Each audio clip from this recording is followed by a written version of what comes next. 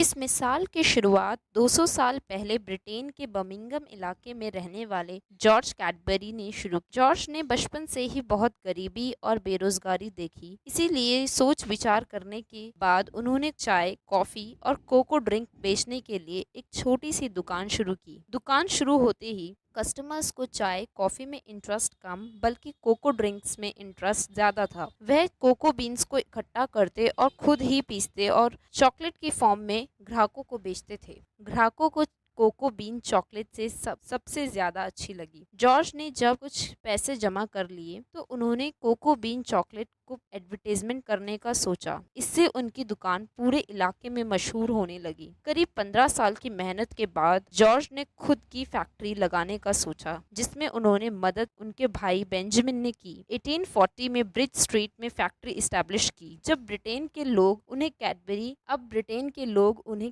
Brothers of Birmingham से जानने लगे। 1854 में क्वीन विक्टोरिया का इनविटेशन सुनकर कैडबरी ब्रदर्स का जोश और बढ़ गया और कैडबरी ब्रदर्स के फेमस होने का ये अच्छा मौका था। 1861 तक कैडबरी का फाइनल फैक्ट्री इस्टेब्लिशमेंट हो गया। कैडबरी की टीम के लिए सब कुछ नया था और अनुभव कम होने के कारण आत्मविश्वास भी बहुत कम था। कैडबरी ब्रदर्स ने एक नई तकनीक से पहली चॉकलेट 1879 बॉर्नविल में शुरू। इस चॉकलेट की शुरुआत होते ही कस्टमर्स को बहुत पसंद आई। कैडबरीज को अलग अलग देशों से ऑर्डर्स भी मिलने लगे। इसी बीच 1897 में जॉर्ज कैडबरी डार्क चॉकलेट के साथ जब काम कर रहे थे तो उन्होंने एक नई तरीके की चॉकलेट का इन्वेंशन किया, जिसमें कोको पाउडर, कोको बटर, चीनी और डार्क चॉकलेट मिली हुई थी। इसका टेस्ट जबरदस्त था और इसका नाम डेयरी मेड रखा गया। 4 साल की ट्रायल और टेस्टिंग के बाद इसका नाम बदलकर डेयरी मिल्क में बदला गया। 1905 में कैडबरी यूरोप की बाकी मिल्क चॉकलेट्स को पीछे छोड़कर यूरोप में सबसे ज्यादा दबदबा बनाने लगी। कैडबरी सिर्फ मिठास की गूंज ही नहीं बल्कि दुनिया की नंबर 1 कन्फर्मेशनरी कंपनी है। इसकी स्थापना आज 200 देशों से भी ज्यादा है। That is the fact that company stand still after 100 years later also, not just only the taste but the hard work and struggle made by a single person, George Cadbury.